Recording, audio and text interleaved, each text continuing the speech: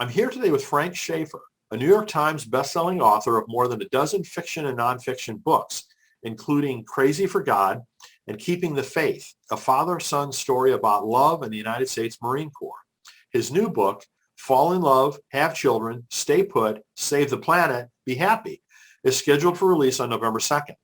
Frank is a survivor of both polio and an evangelical fundamentalist childhood.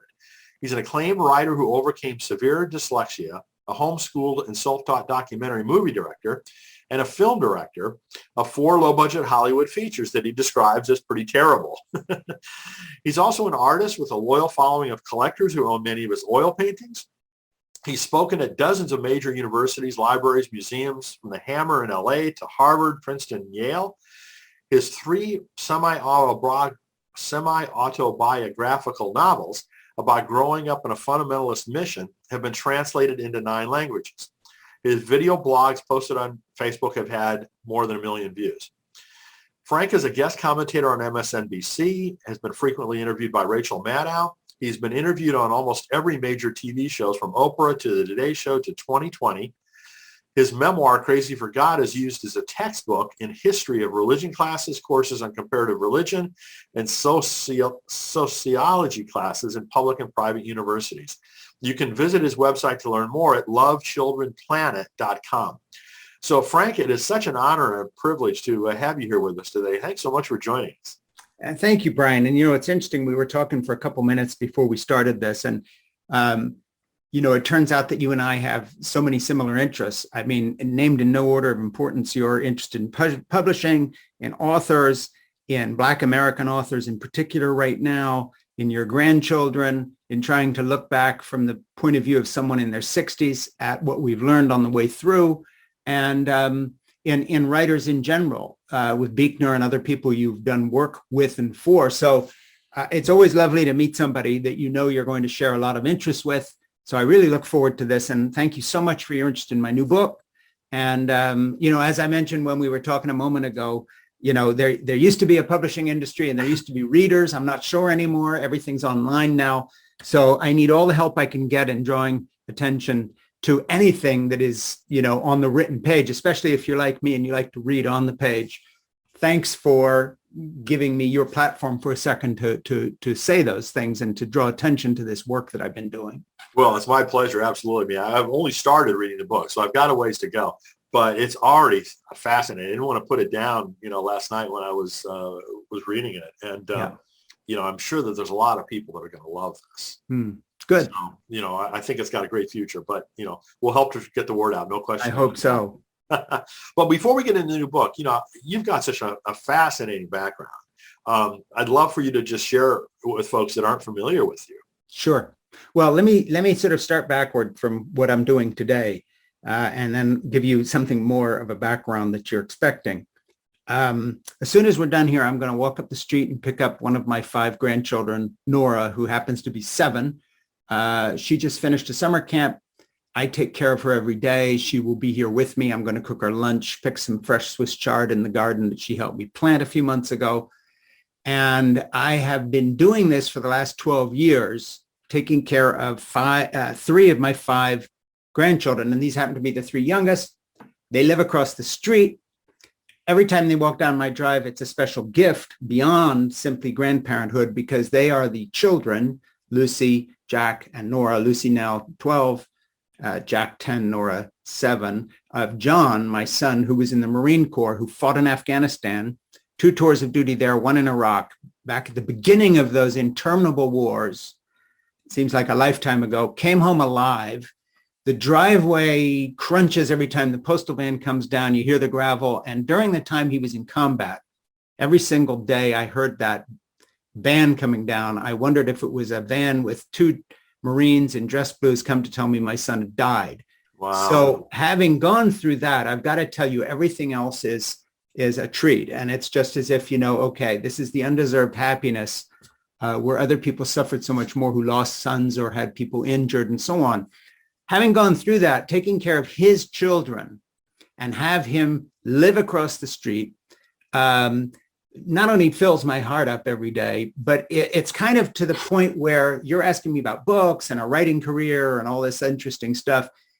yes, all those things are interesting, but they do not even register on my scale of what I really do and care about.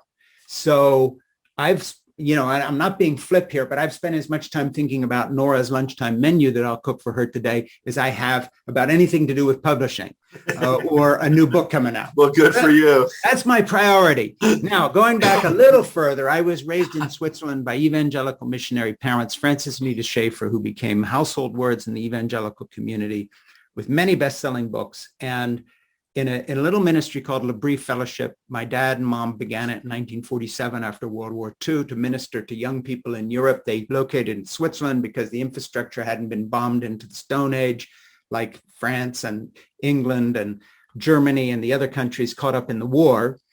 They then stayed on and started this ministry called L'Abri, which means the shelter in French, and I grew up there. The first part of my childhood, it was a very simple, regular, ordinary little fundamentalist evangelical commune. Then two things happened. My dad got interested in art and culture, and all of a sudden he's giving lectures on Renaissance art, the work of Bach, the relationship to the Southern Renaissance, to the Dutch and Northern Renaissance, Bob Dylan's early albums, Woody Allen's first films, and all of a sudden students who were coming are starting to find him very cool and a real cultural savant. And people who you wouldn't associate with the evangelical world start showing up at this little mission, like Timothy Leary, the guru of drug culture. Lots of British rock and roll people. And I mention this because Dad's now known as one of the fathers of the religious right. But if you had checked in with me in, say, 1959 through 1968, you would have thought that you were in a sort of a small, open community of chalets gathered in a tiny mountain village, sort of weird hippie Christians with open home policy, lots of stuff on culture, Bible studies, Jesus still being preached as the way of salvation, but nevertheless, all this other stuff, very kind, very open, very non-racist, open to gay people and so forth. Not liberal, very fundamentalist, but this weird connection to culture. So that's where I went into my childhood and my early teens. And then Dad started writing bestsellers, got very famous in the evangelical community, winds up writing a book called How Should We Then Live, which I, as a young aspiring filmmaker, turn into a multi-million-dollar documentary series. Last episode of that is on Roe v. Wade and abortion. That attracts the attention of an old family friend, Dr. Schaeffer, who is the Surgeon in Chief of Philadelphia Children's Hospital, soon to be Ronald Reagan's Surgeon General. He comes and talks me, not my dad, into talking my dad into making another book film project called Whatever Happened to the Human Race, that then would feature my dad and C. Everett Koop as co-authors of the book on which I wrote the screenplay and did the movies. Another multi-million-dollar series. By the time we had toured 20 cities in America with that, all of a sudden evangelicals who had been either ambivalent about the issue of abortion or overtly pro-choice, like Dr. Billy Graham, the evangelist, who would not join our little crusade, Dr. Criswell, who was the president of the Southern Baptist Convention at the time, the most conservative denomination in the country on a large scale, who was pro-choice. Believe it or not, in the 1970s, evangelicals were not by any means uniformly anti-abortion. But we had talked enough people like Jerry Falwell, who founded the Moral Majority, and others into this, so that by the time we were done and you checked in with the evangelical community, say by 1980, abortion, Roe v. Wade, and all sorts of other social litmus test issues were now defining American white evangelical Christianity. Fast forward to the Trump era, these became the voters, or their children did, or their children's children did, who put Trump in power. Get to the storming of the Capitol, and all of a sudden you've got people doing this in the name of Jesus, and all the carrying a cross with them and so forth. So my life, my 69 years on this earth, have sort of been an arc. And that arc that I've traveled has seen a real chunk of American history formed by my father and me as his nepotistic sidekick, making these movies and going on the road with him. And I have left that environment. Okay, so the writerly part of me has two halves. I wrote a couple books using the nepotistic Schaeffer name within the evangelical community that became instant bestsellers, not on the merits, but just I was Dad's son. After I left the community and went to Hollywood and made some movies using the show reel I cut out of the Christian film series, cutting all the God bits. They were good enough so I could get an agent and start getting work as a director in Hollywood. And during that time, I realized I was making really shitty movies for people, not enjoying doing the projects. And my wife, Jeannie, said, look, why don't you write a screenplay based on the stories you tell our children about growing up in this crazy fundamentalist hippie commune place in Switzerland? Out of that came my first novel, Portofino, serious publishing effort with Macmillan, and then Penguin Press picked it up. It got a lot of good reviews. Two more came out, Saving Grandma and Zermatt, and this trilogy became real international bestsellers. After that, I was a, quote, secular writer, hated by the evangelical community because I was talking about the fact that I had not only moved beyond that, but I deeply regretted my involvement in the religious right and have now spent more than 35 years writing, talking, and advocating against that and trying to show there's a better form of spirituality. And then fast forward to the present, I have a number of books that you talked about, like Crazy for God, which is a memoir on why I came out of the evangelical community, and Keeping Faith, a father-son story about love in the United States Marine Corps, and others, some of which have been bestsellers, some of which have sunk like stones into a pond, never to be seen again. So I've had a writerly career. I've got maybe 12, 13, 14 books out at present. And then the latest one is this one that you talked about, which is Fall in Love, Have Children, Stay Put, Save the Planet, Be Happy. And just to be totally up to speed on that, I thought this would be maybe a year or 2 year project. And then I have some very sciencey friends.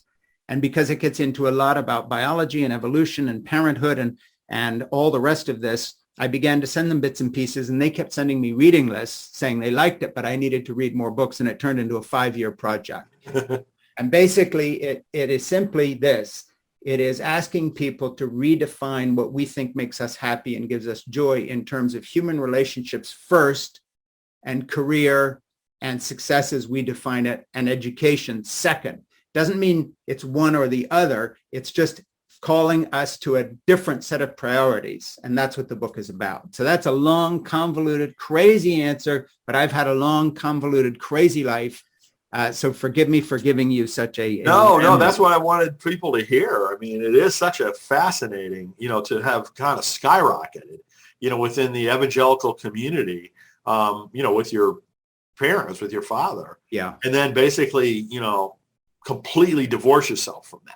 Yes. Completely. And I don't want to say go the opposite end of the spectrum, but I mean, that's probably pretty much the case, that you've, rebelled, spoken against very actively a lot of the things that you were told, what you did, from that initial era. So, I think that I'm sure that makes for a great book with, crazy. Well, when I was writing this one, my editor, Christine Belleris at HCI Press, said, look, you have a little bit about your upbringing. It's just enough to get people interested, not enough to satisfy anybody. You've got to rewrite the foreword and tell people who you are. Yeah. I'm sick of who I am, to be honest with it. I'm sick of telling this story.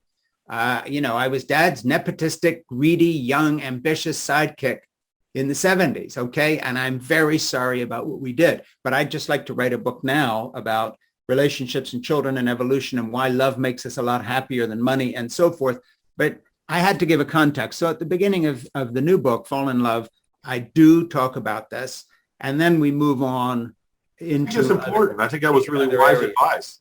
Yeah. And be that as it may. And the thing is, post Donald Trump, how am I ever going to escape questions about the religious right? I mean, it's impossible. I was there and I bitterly regret it. I've spent my life trying to undo some of the damage.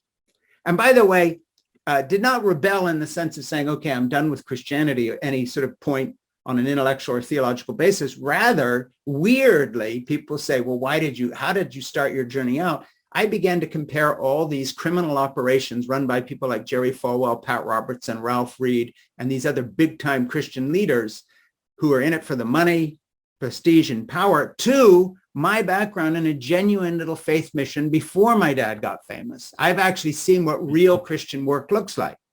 He didn't have a car. He didn't have a secretary. He worked on the side of his bed in a rocking chair on a tea tray. We had no money. We ate meat maybe once a week with chicken and rice and gravy on Sunday, because the rest of the time it's all casseroles, because there was no budget. They were, Wow. they never got greedy and stole anything. When my dad wrote bestsellers, the money all went into the ministry. I had, whether you accept the theology or not, they were totally genuine. And so by the time I'd been on the 700 Club with Pat Robertson, and I'd been to Oral Roberts University, and I knew Oral Roberts and his son Richard, and I realized, excuse me, we've now become part of a vast criminal enterprise, hiding behind 501c3 status, making people multimillionaires. In the case of Pat Robertson, his family actually became billionaires, inclusive of owning diamond mines in South Africa. Wow. And Jerry Falwell lent me his jet. I flew around the country in a private jet, which, by the way, was gifted to Liberty University by Menachem Begin, the then Prime Minister of Israel, as a thank you for Falwell going to bat with him with Reagan to buy a new American radar system and jet. I mean, this is one world of crazy when you get into the religious right, as I was. So my journey out just started saying, I want to be an artist and I want to be a writer. And I thought that I could do that within the religious community, because I was an authentically genuine evangelical believer. I was raised and indoctrinated. When I began to look at the big time version of that community, it was so disgusting and so ugly and so driven by rage and hate all the time in terms of the way they raised their money. Not that the leaders cared about one iota of the things they talked about. It's all just a method. I got really disgusted. And of course, once you pull at that tapestry thread and you begin to ask questions, sometimes the whole thing comes apart. So I wound up at a very different place that I chart in my book. And one of the things that I began to understand was that our human values really come from our evolutionary past. They don't come from the Bible. They don't come from religion. They come from who we actually evolved to be. Big surprise, that's people who care about each other. Hunter-gatherer societies wouldn't have survived unless there was some sharing, some caring. And so, if you look at the science now, it's all moved from survival of the fittest, which is kind of a misinterpretation of Darwin, to a very different dynamic. And that's survival of the friendliest, those who can cooperate. And the irony of all ironies is some of the least cooperative people in our culture now are white evangelical Christians who, for instance, as we speak at this moment, are rebelling against getting vaccines because they have politicized even wearing a mask or getting a vaccine to the point where they're genuinely anti-science, not just in climate denial, but many things, homophobia and so forth.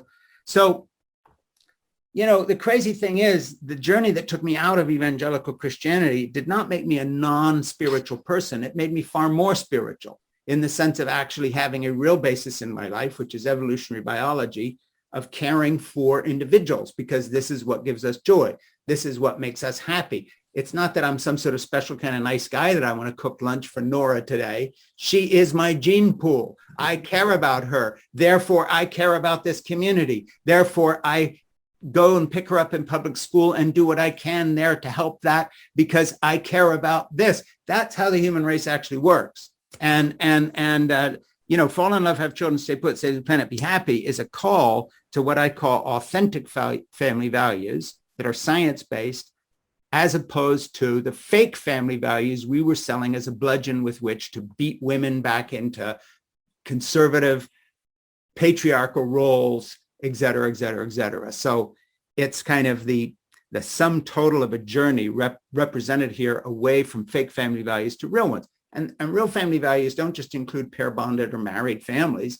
They include non-binary people, gay people. They include people with no children at all who are still caregivers in the community around them. So in that sense, we're all mothers. And that's a non-gendered term. We're all caregivers. And our choice is, do we want to live that way or pretend that we're really here because we, studied engineering, or we're the president of a corporation, or we clean hotel rooms, and we're defined by that career. Are we defined by career or relationships? And that's really the question the book asks. And of course, I have an agenda that I'm pushing there. Well, your comment about, we're all mothers, or we should be, think of ourselves as all mothers. I was reading about it. I was fascinated. And because of my experience with a lot of women authors, I had reached that same kind of conclusion. Yeah. Is that, oh my goodness, us white males, have got a lot to learn. Yeah. From that perspective that I think is so it's always been valuable. Now it's being recognized, I think, more and Yes, more as at increasingly last. valuable. Not just in books, but in politics and, across the board. So, I was glad to see your terminology there of raising that, that notion, that concept. So you mentioned that it took you quite a few years to write this book. When you go back to think about how the book started, what motivated Sure. you to take that journey of all those years to write this? Well, there were two sort of big turning points that led to this book. My books, I have written novels, but my nonfiction is rather biographical. Like I wrote about my son. I wrote with my son, keeping faith while he was in the Marine Corps, because that's what mattered most to me then. I have 5 grandchildren. 2 of them are grown and they're in 20s and they grew up in Europe. And the 3 littlest who grew up here are growing up here. We started doing childcare for. I began to compare my involvement with the childcare that I was giving them and the knowledge I was bringing to the table as a grandfather compared to my woeful ignorance when I was a father as a teen after I got Jeannie pregnant when we were 17 and 18 in an evangelical fundamentalist community, no less. Couple things, looking back at that, we were so fortunate that that community, while it got many things wrong, I think, got one thing right, and that it was incredibly supportive of young families or even parents or single moms or dads, irrespective of whether they were pair bonded or married or whatever. And so, my early opposition to abortion was really unfair because I was comparing other people to Jeannie's in my situation. We were teen parents. We kept our baby. Yeah, you kept your baby, all right, in a community that gave you a free place to live, paid all your medical bills, health insurance, a stipend. You could eat in the communal dining room for 5 years. Wow. Until we had our second child. Wow. So basically we had moved to modern Scandinavia. Yeah. We had a whole social picture. This is an evangelical fundamentalist community. So my saying that, I was pro-life at that point against pro-choice people was based in the fact that Jeannie and I had been handed what no one can even dream of when they're older, let alone as teens who get pregnant and they haven't, finished school, done anything. We were given total support. So you combine that with the love and the joy that I have found in taking care of these 3 of my grandchildren here, my Marine son's children, and retrospectively looking back over my life, I have learned that to give people real choices is the only pro-family stand. And that means to give people a legal right to abortion, contraceptives, and all the rest of it, but also a legal right to support and childcare so they can have a career and a culture that does not have all this macho, testosterone-driven career bullshit that then transmutes to men and women where if they take some time with a child, it hurts their career because they're not as serious about their career. Why can't somebody leave work, male, female, non-binary, whatever, go take care of a preschool-age child, have that recognized and financially remunerated by the state because it actually is cheaper than what the state is going to be paying later in not just broken homes and criminality, but also less dramatically in everything from healthcare to a bad educational result and so forth. Well, this is a no-brainer. And a lot of countries like Finland and Iceland already do this because it actually saves the government, quite opposite of socialism. So in my book, I have a legislative program that would change the way we see these things, but it's more than that. I also lay out, besides the legislation we need, a program to socially reorient ourselves in terms of childcare and who stays home, who goes back to work. We should be at a place where you never make an assumption about the gender of the person doing childcare, where it's an open question with a couple or even a single mom who is hiring somebody or having someone care for them. There should be no kind of gender bias whatsoever in this area. It isn't. Childcare biologically and historically is not women's work. It is community work. And the reason for that, as I go into in my book, is just straight off evolutionary biology. Humans would kill all their mothers instead of some of them when they're born if they were born with fully developed brains.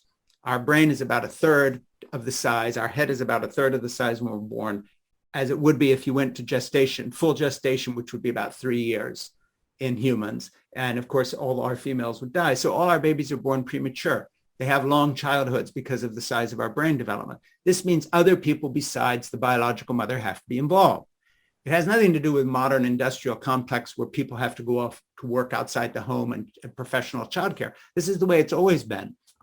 So this weird biological evolutionary thing happened. The father developed feelings of love and oxytocin levels and hormonal levels for babies, very similar to females if they have a relationship with a child. Not only that, perfect strangers did, grandparents, nieces, aunt, nephew, other people in the village. We've always made child rearing a communal effort. Only in the quote modern world, which actually is a very backward world, have we sort of broken it into these bite-sized pieces where there's childcare professionals and then other people have quote serious jobs. The seamless garment of human community revolves around how long it takes to raise children. This is where all our institutions come from. And it's where the institution of marriage came from, some sort of cohabiting, pair bonding that was serious enough to keep things together. And then we gave it a religious spin, et cetera, et cetera. But it's all cart and horse. Really, the order of things is that we evolved to survive because we evolved the capacity to feel love. Love is not some touchy-feely holiday gift card deal. You know, love is an actual thing that can be measured. It can not only be measured in humans, by the way. I have a whole chapter on how it's measured in dogs and that we should learn from dogs. And we should even learn from trees that support each other with root systems and shared nutrients, et cetera. The whole of the biological world that we live in is one of mutual support. And we've broken it into these tiny pieces where, okay, a woman has a career, so she's got to wait until she's 47 to have a baby because we've told her you either have your career as a high-powered lawyer and judge or you can have children. You cannot do both. And now she's spending $180,000 on in vitro fertilization, something Michelle Obama talks about, by the way, very honestly in terms of her own life trajectory. She's one of the few people out there who dares to talk about biological clocks and stuff like that. She's great. So when you look at it, the way we have organized our culture around career means that we have basically disfavored child care. We have made caring of all kinds secondary. It's women of color who are caring for elderly people, young people, children, and they don't get paid and they don't get benefits. And yet actually they do the only, seriously, the only job in culture which you could actually say is strategically absolutely necessary. Everything else can go away or there can be less of it, not this, or the whole culture dies. And yet they're the worst paid people. And somehow some CEO of Google, gets trillions, millions, billions. Somebody caring for the next generation is getting, $9.50 an hour somewhere, 12 if they're lucky, maybe 15 if they're really generous, often working for wealthier people and so forth. So my book, Fall in Love, Have Children, Stay Put, Save the Planet, really comes out of my experience of the joy of childcare. And I say to people, look, we don't need to fix this because it's the right thing to do morally. It happens to be. We don't need to fix this because it makes sense economically. It happens to. We don't have to fix this because, there's some call in the Bible to treat your neighbor as yourself. There is. We have to fix this because you can't be happy in a culture like ours. And I can prove it because in my book, I have all the statistics on the studies of loneliness, of teen suicide, of the number of deaths inflicted on cops by their handgun. 4 times more cops kill themselves with their sidearm than are killed in the line of duty. Every place you look at our culture driven by this sort of testosterone-driven toxic masculinity, which then, by the way, we say to females, oh, you can be like us. Pretend you don't have families. If you get a call when you're doing a school pickup, tell people you're at the office because otherwise you won't be respected. Because by the way, childcare and family are not respected. So my book is a call for a revolution and a movement. And that is to undo American capitalist society as we know it that is driven by only one set of values, shareholder profits. And I say instead it ought to be driven by the quality of our relationships and the joy we experience in life from those relationships. And that is across the board, as I say, as much about non-binary gay people and as much about females as males, as much about pair bonded people and single people without children, doesn't matter. Our definition of success and what we find joyful has to change, or all the numbers are going to keep going south on things like loneliness and depression, the inability to maintain relationships, et cetera, et cetera. Everything that we're suffering from relates to having the idea that you are defined by your work and not by the quality of your life. Duh. It is a no-brainer. And the other context that the book comes from is COVID, because I had just sort of wrapped this thing up and found a publisher, and all of a sudden the whole pandemic began to hit. And I thought, I hate to say this, but this book is at the right time, at the right place, because now our entire society is having to rethink this, not because Frank Schaeffer wrote a book that no one will pay attention to, but because we have been forced to stay home and confront the fact that all our patterns of life have been broken. And lo and behold, some males have found out they actually like sharing the work with their spouse of childcare. Lo and behold, some very careerist males and females and non-binary people and gay people and straight people and black people are finding that they'd like to actually keep working at home and that their job sucks, even though it was sold to them as their big ambitious thing. And lo and behold, a lot of students who were bent on college and had done all this fancy stuff to try to get into a great school find that they're doing remote learning, and that the kind of mystification of the college experience is gone. And the fact that they have an Olympic-sized swimming pool or single bedroom dorms is gone. You're home living with your parents. You're thrown back into primary relationships. And now let's just see what you're made of. And everybody has been sort of rocked back. So the book comes out in the context of a culture that is actually asking these questions. When I started writing this book 5 years ago, there were some editorials by women who were having trouble with IVF or something on maybe miscarriage, insensitivity, people not looking at this carefully, or moms who had high-powered careers having trouble with childcare, or maybe a little murmur somewhere about all the women of color who work for rich white people and don't get paid to do childcare. But it wasn't a movement. And now, quite honestly, I would challenge anybody listening to this, go through The Guardian, the New York Times, the Washington Post, the New Yorker, the Atlantic. Go through the last 3 weeks of any of this stuff, and you will find not one, not two, but dozens of articles related to back to work concerns. Google, for instance, just a few days ago, said that their workers were all going to have to take a pay cut if they choose to stay home because they're trying to get them back to work. Goldman Sachs chairman said that working from home is aberration. I want everybody back. Why? Because human beings are pushing back against shareholder-driven corporate America. Not because of my book. The book's not out yet. It comes out November 2nd. So I am hopeful, that when you write a manifesto that changes things, it has to be in the right time and right place. But with a little bit of luck, sad as I am about all the effects, and a couple friends of mine who have died of COVID, if something good comes out of COVID, it will be this.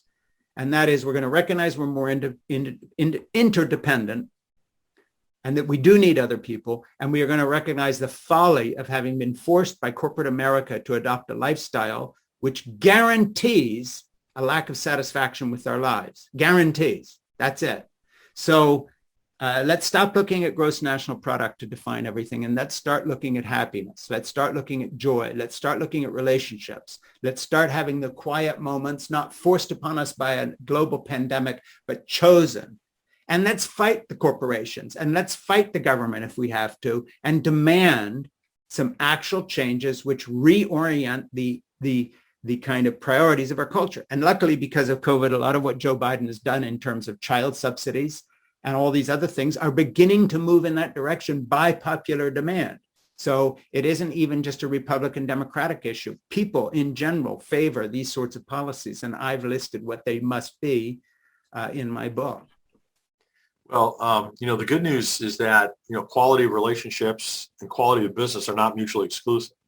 Right. And there's a lot more people in the business world learning exactly that. Exactly. So I think that that's a good sign. Another good sign is that we've seen, as we're gradually coming out of the pandemic, a lot of people are choosing not to go back to work. Yes.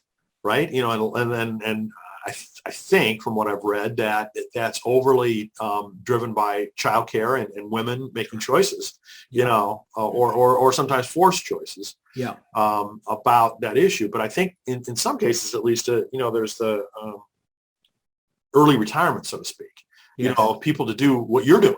To take care of their grandkids or, kind of the greater community of whoever it is that they need to care for. So at least there's a couple of good signs, I think, as well as, some of the, political initiatives that you mentioned that, are also supporting what you're saying.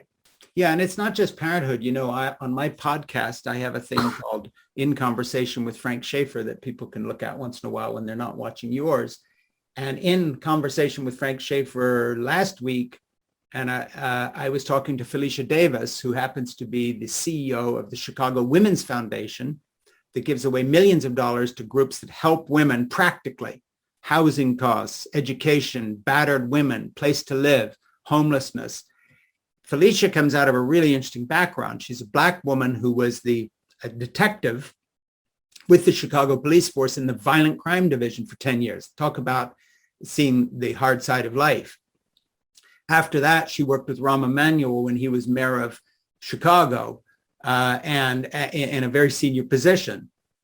And now she's the CEO of the Chicago Women's Foundation. Well, I asked her something really interesting. I said to her, in your experience, have you ever had to kind of try to hide what you do as a caregiver in order to bolster your career? Because I have some women friends who said, and men too, by the way, that they aren't honest about child needs. They're doing a school pickup and they say they're going to run an errand or to the office because you're not taking it seriously if you're a caregiver. So she laughed and she said, tell me about it. We could do a whole episode on navigating that. She said, I'll give you an example from right now. And she's a mother on top of everything else. But she said, I'm going to give you an example from another kind of caretaking right now. My mother's sick. She's an elderly woman, and I am having to care for her. She's in the bad old days. She said, I might have not told people that. I'd pretend I was at the office. And now I just say, hey, listen, I know I should be at the office. I know this is the time when I'm supposed to be working. I am going to see my mom and take care of her because she's sick right now. You got a problem with that? And God bless her. I mean, that's the deal. When people were doing Zoom meetings and suddenly there were children showing up in them, my daughter, who happens to be the CEO of an investment company in New York and has 2 kids, my 2 older grandchildren, who I've spent a lot of time with over the years. They've come and helped me doing builder projects, all sorts of stuff, but they didn't live across the street. I asked Jessica to write something in my book. And I told her, I said, okay, I'm looking for an example of something, Jessica. And I'll just tell you this thing because I think it's fascinating. And I'm reading this from the forward. As my daughter, Jessica, CEO of a green energy investment company in New York, put it, quote, businesses were established by men. They pretended they had no families. Families and women stayed home. When women joined the workforce, the deal was we pretended we didn't have a family either and played by men's rules. And then she says, COVID came along and business meetings were on Zoom. Everyone was working from home. Family life was out in the open. Babies ran through online meetings. Toilets flushed in the background. I was meeting with the president of a bank on Zoom yesterday, and he whispered, I have to talk quietly or I'll wake the baby. She just went down for a nap. This is the bank president. That's great. Not only were families suddenly visible, people seemed to be getting used to the fact they didn't have to hide them. And then another, that's my daughter, by the way, and another woman friend of mine, commented on the fact that whether it's a doctor's appointment or maybe a school event, when I'm on a professional call, I find myself not wanting to admit where I am. For instance, I say I'm at the office, not doing a school pickup. I wouldn't say that I've completely stopped doing that these days, but after COVID, I'm much more forthright about my actual life and priorities.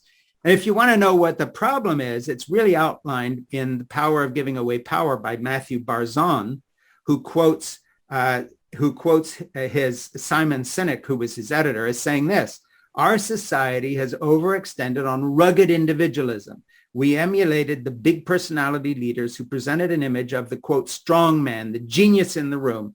As the high-performing individual became standard, company structures transformed to feed the beast. They adapted their incentive and reward systems to recognize individual performance almost exclusively. Ethics, teamwork, and leadership qualities seem to fall by the wayside when we evaluated people for promotion. Well, it goes even further than that. Women and male caregivers as well, and non-binary people who have experience, say, in caregiving of a mother or a friend or a relative or someone they saw through the AIDS epidemic or a child. How many times do you see that on a resume? I'm qualified to be bank president because I've been a damn good mother managing 4 people's schedules at home.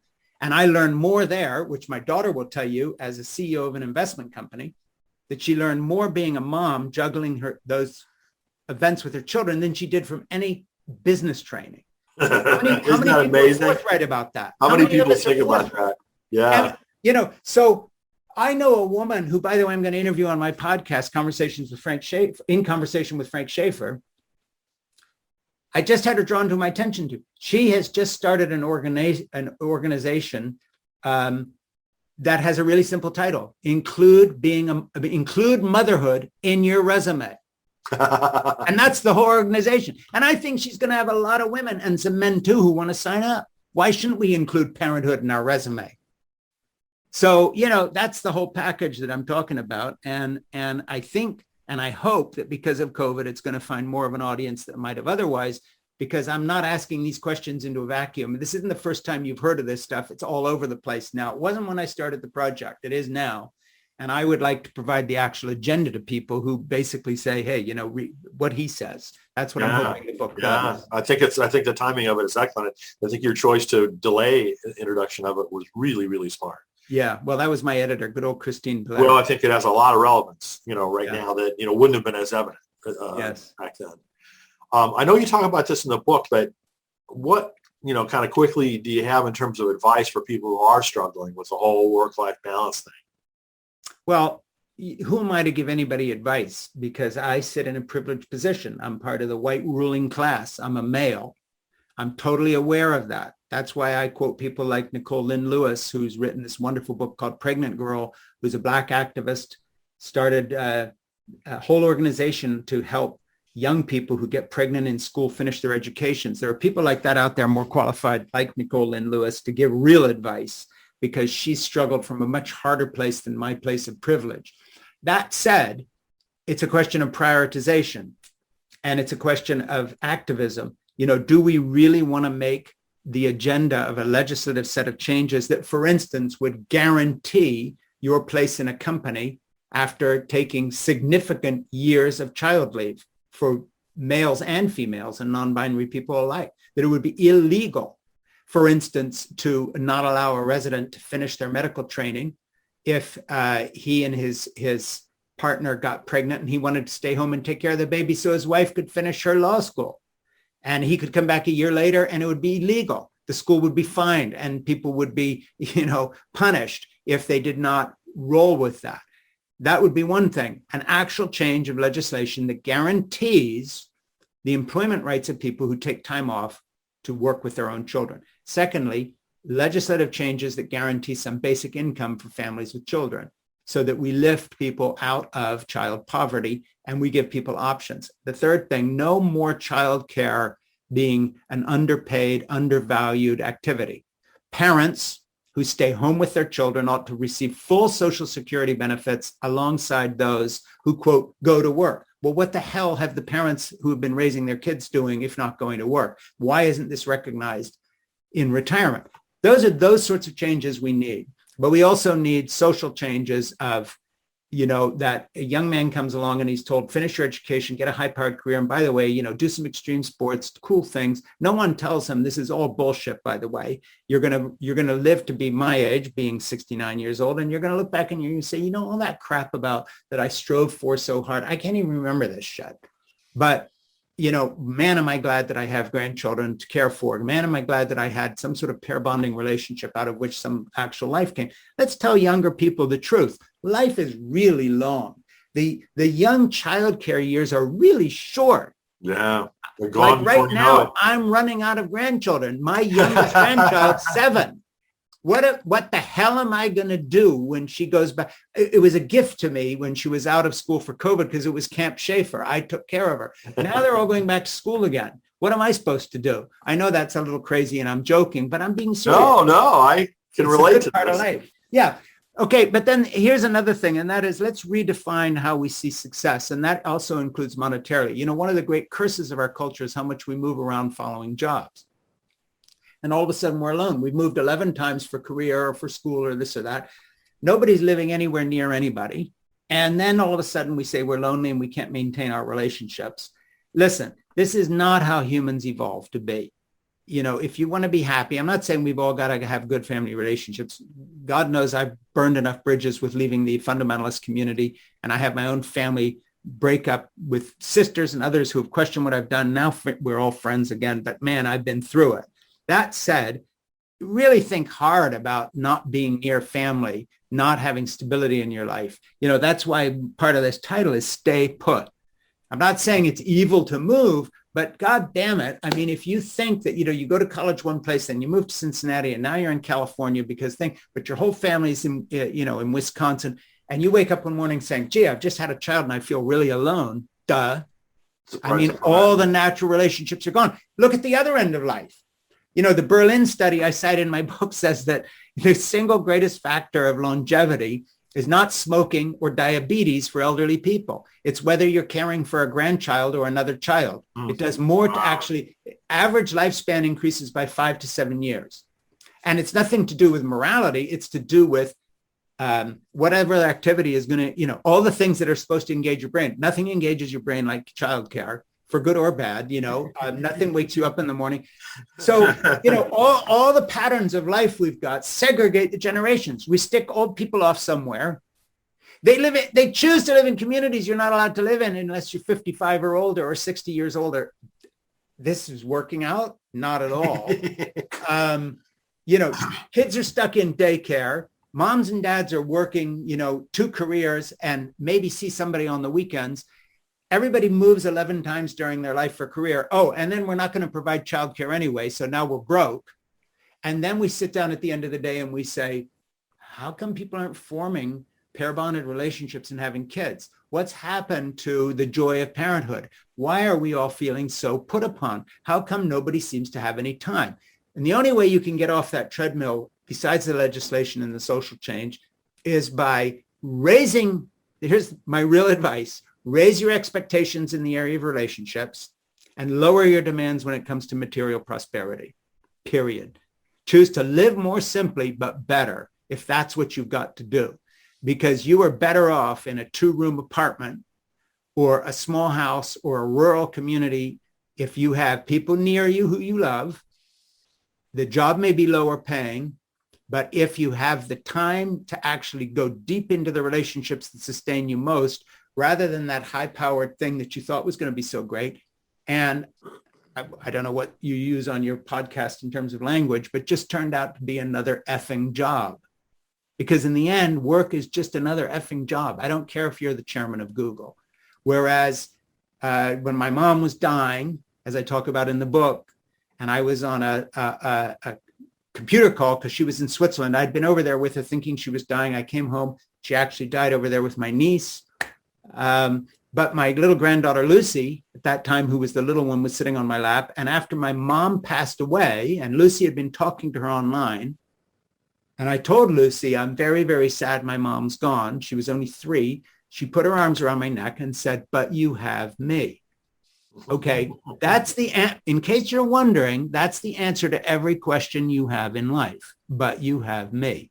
When you stop having people around you who put their arms around your neck and say, but you have me, you are screwed. And we've designed a culture to make sure we have less and less people around us who put their arms around your neck and say, but you have me. So big, powerful, sexy job, lots of money, or a situation where you increase the chance of someone who says, but you have me when you need them. Don't be a fool. Google won't tell you this. Facebook won't tell you this. Nobody will tell you this. Goldman Sachs operates on the whole basis of trying that nobody has to know about this. But I'm telling you the truth. If those 2 paths are forming, whatever decisions you're making that put more people in your life who put their arms around your neck and say, but you have me, whatever the situation, compared to this high-powered, sexy career bullshit, take the path that leads to people. Now, nothing's perfect. It's not one or the other. We all have to earn a living. I'm sitting here pushing a book on a podcast that I want to sell because I spent 5 years writing it. But you can make choices. I'm doing this sitting talking to Brian, and I'm not out there somewhere on a speaking tour of the college circuit, because guess what? I might sell less books that way because I've done a lot of speaking in my time. I don't care, because I want to be here for Jack, Lucy, and Nora. That's what I really, really care about. They need me to put my arms around their neck and say, but you have me. So I've made some choices. I earn a lot less money than I would otherwise. Jeannie and I took Social Security early and therefore got a little less to compensate for the fact that I had stopped in the big striving thing. We've got our Medicare going so we could work less and do more with these children. And the result is I have more people around me who say, but you have me. And I think it's the best trade I ever made. So we can all do that in various ways. And it's a question of setting out life priorities and then doing our best. And we're going to fall short, but we do our best. That's my best shot.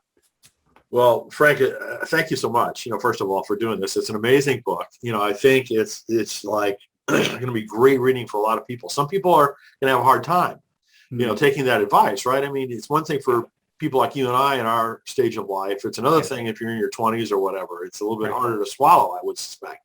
Yes. But, I think having said that, there are a lot of people already that are realizing, some of these lessons that we've learned. So in any event, let people know again where they can find the book.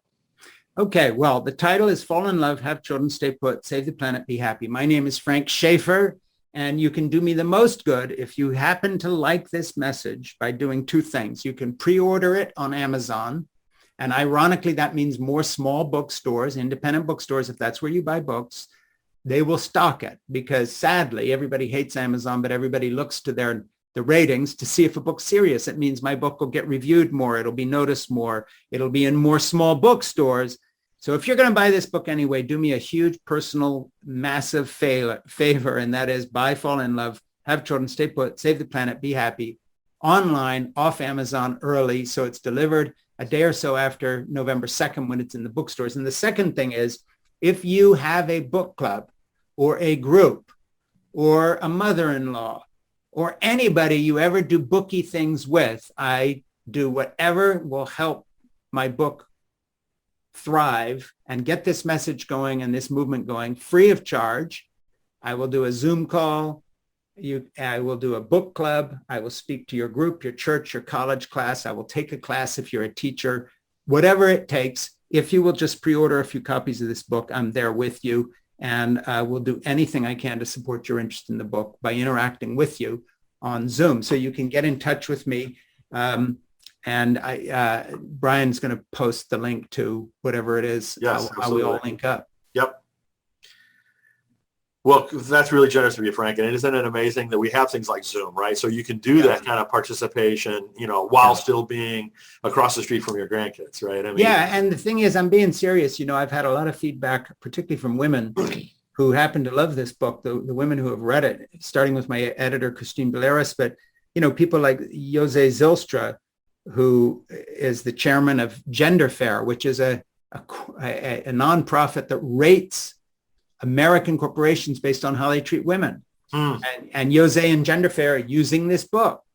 And hopefully, corporations or people with a little more enlightened spirit will read it. I don't expect Goldman Sachs to be giving this book away with every new account a zillionaire opens, but there are companies like AstraZeneca, for instance, who have a CEO who's very open to trying to do better things for families and these kinds of things. So, with Jose Zylstra and people like that involved, women who do things for women involved with this book, I'm hoping it finds an audience. And in all seriousness, if you have a little book group somewhere, just pre-order the book.